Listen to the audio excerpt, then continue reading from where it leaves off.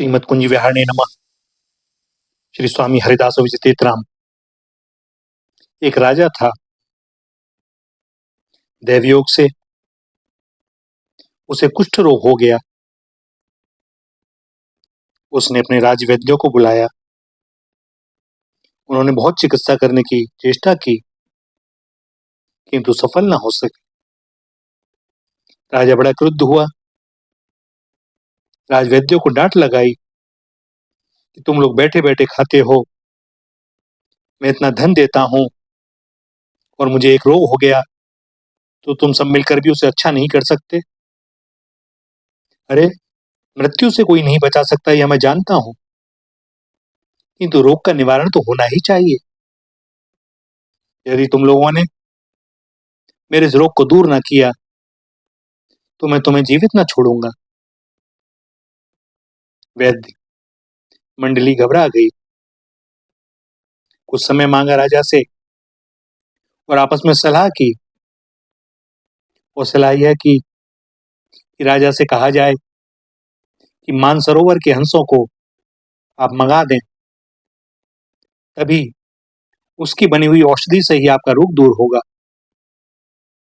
उन्होंने विचार किया, न तो हंस मिलेंगे न औषधि मिलेगी, और तब हम लोग कह देंगे कि हमने तो बताया था। जब औषधि के लिए सामग्री ही नहीं मिल रही तो हम लोग क्या करें। राजा ने अपने राज्य के कुछ वधिकों को बुलाया और उनको आदेश दिया कि तुरंत मानसरोवर जाओ, और यदि हंस नहीं लाए तो मैं तुम लोगों को भी जीवित न छोड़ूंगा। व्याध बड़े भयभीत हुए। न जाने कौन से पाप का दंड आज मिल रहा है। वो डर के मारे जिस स्थान को साधु संत लोग मानसरोवर कहते थे वहां पहुंचे, किंतु भैया न तो उन्हें मानसरोवर दिखाई देता है और न मानसरोवर के हंस ही। भला दुष्ट प्राणियों को दिव्य दर्शन हो कैसे सकते हैं। इनके लिए तो दिव्य चक्षु चाहिए। इधर राजा की आज्ञा और प्राणदंड का भय, और उधर हंस मिल नहीं रहे। अतः वे व्याध बड़े खिन्न मन से इधर उधर भटक रहे थे। एक सिद्ध संत को उन व्याधों पर बड़ी दया आई। उन्होंने उनको एक शुद्ध गुटका बताई जिससे मानसरोवर पहुंच सकें और मानसरोवर का दर्शन कर सकें। सिद्ध संत द्वारा दी गई उस सिद्ध गुटका के प्रभाव से व्याध मानसरोवर पहुंचे, और तब उन्हें हंस दिखाई दिए। अब उन्हें लगा कि हमारा जो वेश है उसके कारण हंस व्यभीत हो जाएंगे, हमारे पास आएंगे नहीं, और आएंगे नहीं तो हम पकड़ेंगे कैसे, क्योंकि वैसे भी ये लौकिक हंस नहीं है, ये मानसरोवर के हंस हैं, ये स्वयं सिद्ध हैं। सो इन चारों वधिकों ने वैष्णव का वेश बनाया और फिर मानसरोवर गए जहां हंस रहते थे। हंसों ने देखा प्रशंसनीय वैष्णव वेश, किंतु जान गए कि है तो यह वधिक ही, वेश बनावटी है। फिर भी मानसरोवर के हंसों ने वेशनिष्ठा से अपने को इनके द्वारा बंधवा लिया। हंसनी ने हंस को रोका भी कि ये साधु नहीं है, ये तो वधिक हैं, इनका विश्वास करना उचित नहीं। और तब हंस ने समझाया कि यह संत बाना अर्थात वैष्णव वेश अत्यंत प्रशंसनीय है, पूज्य है, आदरणीय है, विश्वसनीय है। इसकी बड़ी महिमा है। ये भगवान का बाना है। इसका आदर करने से त्रिकाल में भी हानि नहीं हो सकती, किंतु यदि प्राणों के लोभ वश होकर हम इस वेश का अनादर करेंगे तो हमारा लोक और परलोक दोनों बिगड़ जाएगा। शरीर तो नाशवान है ही, एक ना एक दिन जाना है।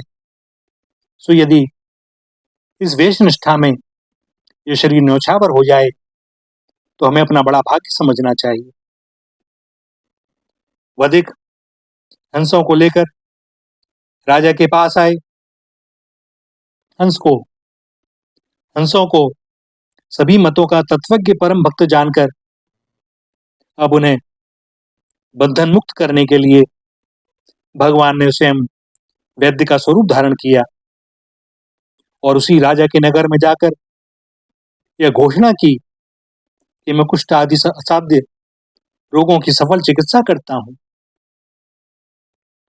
वैद्य रूपधारी भगवान ने अपना प्रचार करने के लिए वैद्य वैद्य की आवाज लगाई और सारा संसार ही तो रोगी है। यही विधि सकल जीव जग रोगी। सुनते ही सब लोग दौड़े। जो कोई जो भी रोग बताता भगवान जरा सी दवा खिलाते पिलाते या स्पर्श ही करा देते और उस व्यक्ति का रोग छूमंतर हो जाता। लोग रोते हुए आते हैं और हंसते हुए जाते हैं। सारे नगर में हल्ला मच गया और तब नगर के विशिष्ट व्यक्तियों ने इन अनोखे वैद्य जी से अपने राजा के रोग की चर्चा की। इन्होंने कहा कि ठीक है, मेरी औषधि की एक खुराक में वह अच्छे हो जाएंगे। और तब वे लोग इन वैद्य जी को राजा के पास ले गए। राजा ने वैद्य जी का बड़ा स्वागत सत्कार किया। भैया, एक बात स्मरण रखने की है कि नगर में कैसे भी प्रथम परम साधु सुकृति हंसों का शुभागमन हुआ, इसके बाद स्वयं ही भगवान पधारे।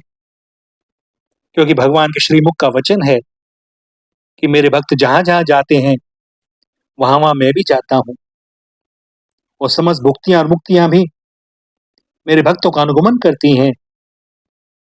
मद भक्ता यत्र गच्छन्ति तत्र गच्छामि पार्थिव, भक्तानां गच्छन्ति भुक्तियो मुक्ति भी सह।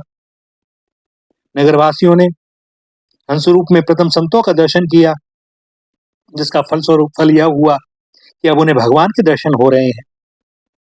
संत भी हंस रूप में परोक्ष थे तो भगवान भी वैद्य रूप में परोक्ष ही आए। संत भगवंत के परोक्ष दर्शन का फल हुआ कि सब लोगों की जन्म जन्म की व्याधि दूर हो गई। भगवान ने दवा देकर शारीरिक व्याधि तो दूर की ही, सबकी भवव्याधि भी दूर कर दी।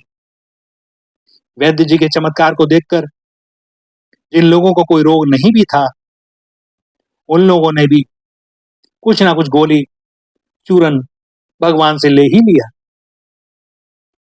अब जब राजा के पास वैद्य जी पहुंचे तो राजा ने वैद्य भगवान से विनती करते हुए कहा, आपकी इस दयालुता पर मैं अपने आप को न्यौछावर करता हूं।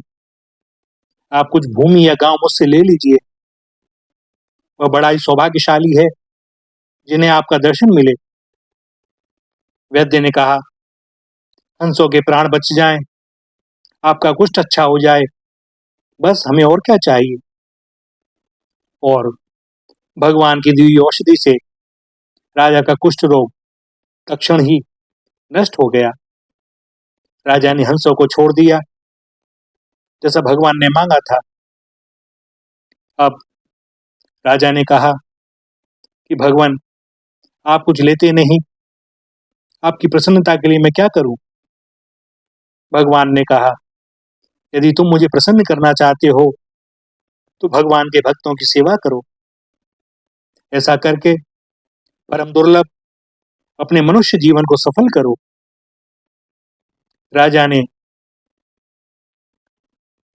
वैद्य रूपधारी भगवान की आज्ञा स्वीकार की और संपूर्ण राज्य में यह आदेश लागू कर दिया कि सभी लोग हरि संतजन की सेवा करें। इस प्रकार वो सारे देश में भक्ति का विस्तार हुआ। हंसों की सी वैष्णवता ही सार तत्व है और यही जीवों का कल्याण करने वाली है। अतः इसे सभी लोगों को हृदय में धारण करना चाहिए। इस चरित्र को देखकर उन वधिकों ने अपने मन में विचार किया कि जिस वैष्णव वेश का पक्षियों ने ऐसा विश्वास किया और उसी के फलस्वरूप उनके प्राण भी बच गए। अब ऐसे वेश को हम मनुष्य होकर कैसे छोड़ दें? और यह विचार करते हुए विवधिक भी सच्चे संत बन गए। उन्होंने वेश का त्याग नहीं किया। उनकी मति भी भगवान में लग गई, क्योंकि वे देख चुके थे कि साधु वेश का चमत्कार क्या है, कि पशु पक्षी तक इस वेश का आदर करते हैं। और भैया, हंस भक्तों एवं वैद्य रूपी भगवान के दर्शन का भी प्रभाव है कि उन दुष्ट व्याधों को भी सात्विक बुद्धि आ गई। भगवान ने राजा को भला चंगा करने के उपरांत फिर आकर मानसरोवर के उन हंस भक्तों को साक्षात दर्शन दिया। राजा के बंधन से छूटने पर वे बेचारे घबराए हुए एक वृक्ष पर बैठे थे। भगवान ने अब हंसों से पूछा, तुम कैसे पकड़ में आए? और हंसों ने कहा, प्रभु, जानबूझकर भी आपका बाना देखकर उसकी लाज रखने के लिए हम स्वयं बंधन में आ गए। भगवान बोले, अरे भाई, इस तरह जानबूझकर भी बंध जाना ठीक नहीं है। हंसों ने कहा, प्रभु, यदि हम लोग वेश का आदर करने के लिए नहीं बंधते तो आपके दर्शन कैसे होते? हम तो ऐसे बंधन की जन्म जन्म याचना करते हैं। और भगवान हंस वेशधारी उन संतों की वेश निष्ठा पर बड़े प्रसन्न हुए। और भैया, मानसरोवर के हंस पुनः उड़ चले मानसरोवर की ओर। भैया, ये हमारा बड़ा दुर्भाग्य है, इस भीषण कलिकाल में लोग इस संत वेश का निरादर कर रहे हैं, केवल धन प्राप्ति के लिए, किसी तरह कपट से कुछ मिल जाए। जिस प्रकार कालनेमी ने भगवान हनुमान जी को एक बार अपने वेश से धोखा दिया था, आज स्थिति बड़ी खराब है। तो सब समय सावधान, भगवान के भजन में लगें, भगवान से ही प्रार्थना करें कि वे अपने किसी परिकर से स्वयं ही मिलावें, क्योंकि हमारे तो नेत्र इन विषय भोगों को ही देखते रहते हैं। सो हम संत भी खोजने निकलेंगे तो किसी ना किसी गलत जगह पर ही फंस जाएंगे। सो इसके लिए भी भगवान से ही प्रार्थना करें और सबका आदर करें, सत्कार करें। श्री राधा, श्री राधा, श्री राधा।